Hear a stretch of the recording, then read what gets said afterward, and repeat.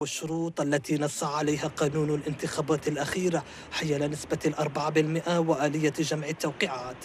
إكراهات وغيرها كثيرة دفعت بقادة 5 أحزاب سياسية إلى التحالف لخوض معترك التشريعية القادمة عبر بوابة تكتل الفتح. بعد كل هذه العقبات الذي واجهها مناضلون في مستوى الولايات، خاصة في جمع الإمضاءات، المصادقة عليها، إلزام المواطن بتصويت مرتين، كل هذه العقبات لم نجد أي حل إلا أن نتكتل ونتحالف كأحزاب. التكتل هذا نتيجة الصعوبات التي تلقيناها، وهي عدم حياز كل حزب بنسبة أكثر من 4% في العدد من الولايات. 2، فيما يخص التوقيعات لقينا مشاكل.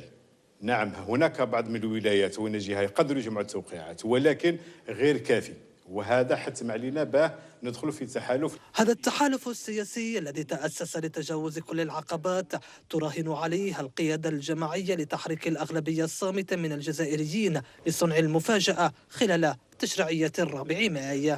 يجب علينا أن نتحمل مسؤوليتنا بأيدينا. إذا استقلنا من العمل السياسي كما قلت سيذهب الشيوخ والعجائز لصناديق الاقتراع وسيقترعون علينا شيوخ وعجائز مثلهم. أعتقد إذا لم يحدث فيه تزوير فاضح مثل ما حدث في 2012 هذه الأحزاب ستحقق نتائج إيجابية. من حيث العدد، تحالف انتخابي ل5 تشكيلات ومتواجد في أكثر من 35 ولاية يحسب له 1000 حساب لدى المنافسين في حلبة التشريعيات.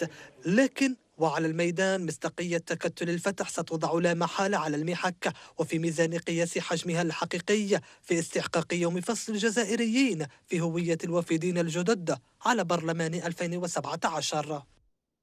قبل أسبوع واحد فقط عن انتهاء أجال إيداع قوائم المرشحين